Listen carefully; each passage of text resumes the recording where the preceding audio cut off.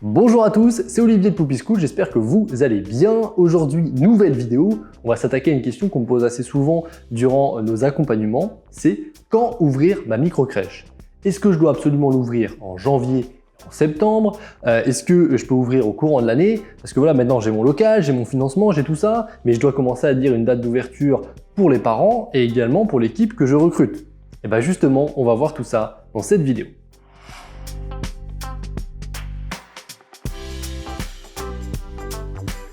Il est vrai qu'il va être plus simple pour vous d'ouvrir, on va dire, complet en janvier et en septembre. Tout simplement parce que vous avez des pics de préinscription et en septembre surtout, c'est là où il y a le maximum de préinscription parce que ça colle avec la rentrée des classes, etc.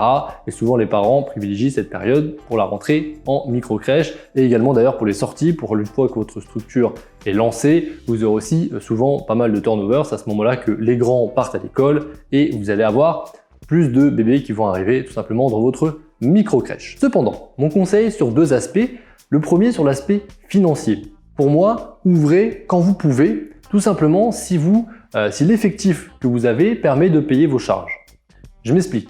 Si votre micro-crèche est prêt à ouvrir en mars ou en avril, comme notre première micro-crèche, et que vous avez 6-7 enfants, admettons, vous pouvez aussi être plein, tout simplement parce que si vous avez bien pris en amont les préinscriptions, potentiellement vous pouvez ouvrir complet, mais admettons que vous avez 6 ou 7 enfants. Ces 6 ou 7 enfants vont peut-être tout simplement payer vos charges, payer les charges salariales, payer le loyer, etc. Donc vous avez tout intérêt à ouvrir pour éviter de perdre de l'argent par rapport au loyer que vous devriez avancer si votre structure n'était pas ouverte ou à votre crédit immobilier que vous devez commencer à rembourser. Même si vous avez un différé, vous allez perdre des mois. Donc je vous conseille déjà, pour l'aspect financier, d'ouvrir dès que vous le pouvez, mais dès que aussi également vous êtes rentable. Si auquel cas vous n'êtes pas rentable tout de suite, c'est pas grave, il faudra simplement l'inclure dans votre besoin en fonds de roulement sur la partie financière. Lorsque vous allez emprunter auprès de la banque ou à d'autres organismes, il faudra prévoir ce laps de temps où vous perdrez de l'argent pendant les quelques mois où vous allez remplir progressivement votre structure tout simplement. Le deuxième aspect d'une ouverture en décalé, on va dire, donc pas en janvier ni en septembre, et un remplissage progressif de votre structure, ça permet à votre équipe, qui est une nouvelle équipe, de s'habituer à travailler ensemble, à apprendre à connaître les enfants, parce que vous aurez tout de suite 6 ou 7 par exemple nouveaux enfants, ça veut dire 6 ou 7 adaptations. Donc c'est important aussi et c'est intéressant de faire une ouverture progressive pour faire une montée en puissance du nombre d'enfants auprès de l'équipe encadrante pour que ça soit aussi mieux géré et que ça soit plus facile pour eux lors de l'ouverture de la micro-crèche. Donc ça, c'est un point aussi à prendre en compte entre un choix entre ouvrir en avril ou ouvrir en septembre. Moi, je privilégie clairement d'ouvrir en avril, même si j'ai une montée progressive du nombre d'enfants, avril, mai et septembre par exemple, je suis réellement complet, et bah tant mieux, pour mon équipe, ça sera plus cool, ils vont avoir le temps d'apprendre à se connaître, apprendre à connaître les enfants, etc. et à travailler ensemble dans de bonnes conditions. Donc c'est aussi intéressant.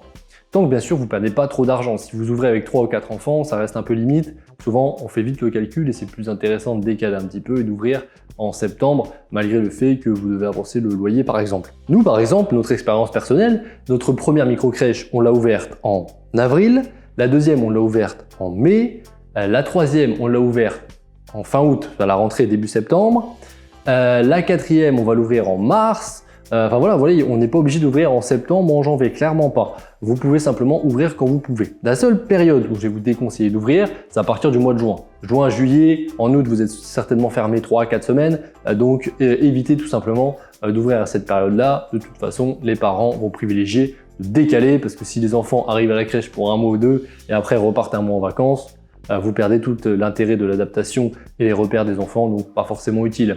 Pour autant, entre septembre et le mois de mai, du coup, vous pouvez ouvrir votre structure sans problème, sans forcément décaler l'ouverture. Voilà tout pour cette question et cette vidéo. Si vous avez apprécié, n'hésitez pas à vous abonner, posez-nous vos questions en commentaire, partagez la vidéo à toute personne à qui ça peut intéresser.